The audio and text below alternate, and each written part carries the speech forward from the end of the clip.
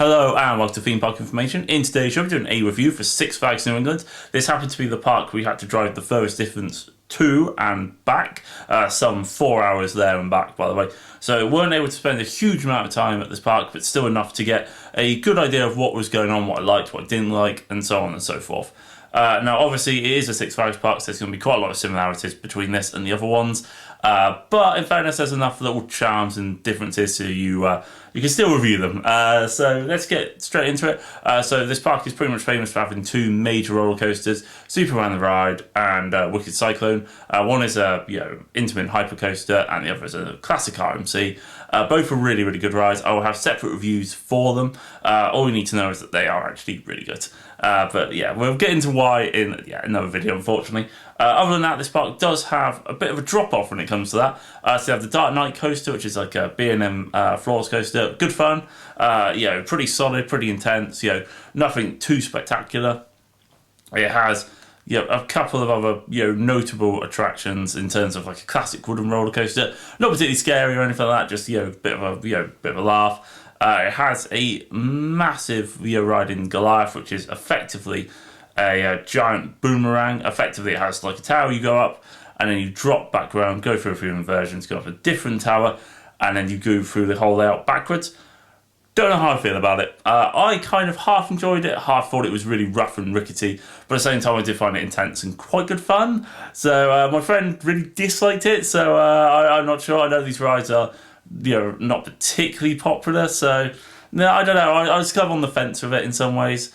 I thought their Joker ride, which is effectively like a 4D kind of SNS sort of ride. For those who don't know, and without the pictures, it might be a bit difficult to explain. But effectively, you kind of sit either side of a track, and then the car kind of spins around, depending on how much weight is on each side.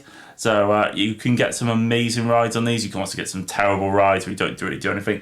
But it was, it was good fun. I mean, in fairness, we did 3 during the entire trip, and all of them were really good. In fairness, so hats off to this one. It was good fun.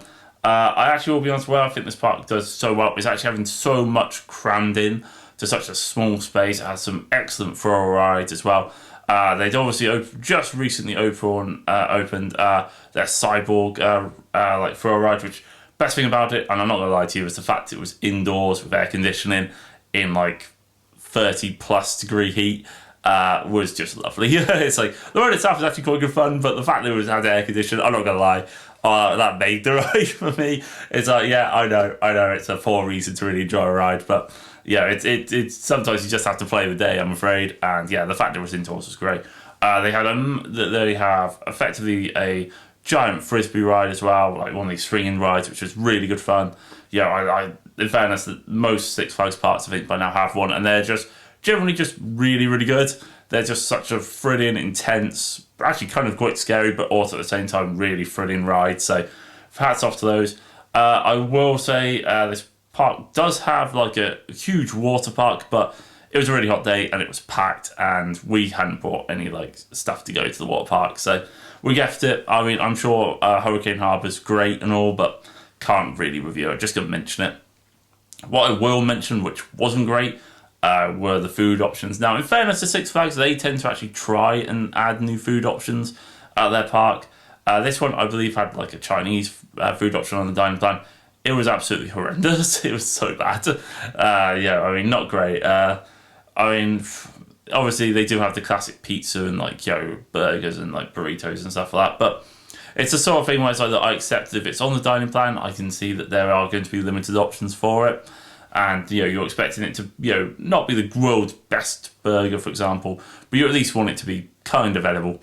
A bit of a shame there. The park itself I actually thought was ridiculously clean and tidy, in fairness. I was actually really surprised. I thought the park might be one of those ones where it's like a little bit of a mess. It is a little bit of a maze, is the only thing as a criticism for it. It is like just clearly being built randomly in all directions, and it doesn't really necessarily have a particularly strong layout one way or the other.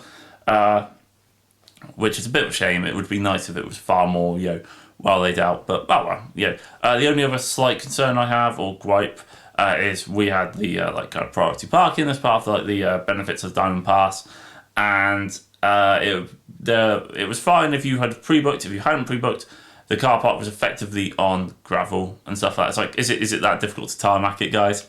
Like, yeah, I mean, not a huge thing, but it's like, obviously, it would look loads nicer. And bear in mind, this isn't the world's biggest car park in the world, ever. You could easily just tarmac it and get it done, make it look nicer, make the sign for it a little bit clearer as well. Would also be great. Overall, though, I will be honest, I thought this park was, pretty good. Gets my seal of approval. I like the fact it wasn't just so much like, 2 roller coasters and that's it. It does have other rides. I mean, they're not as good, but there is definitely some highlights there.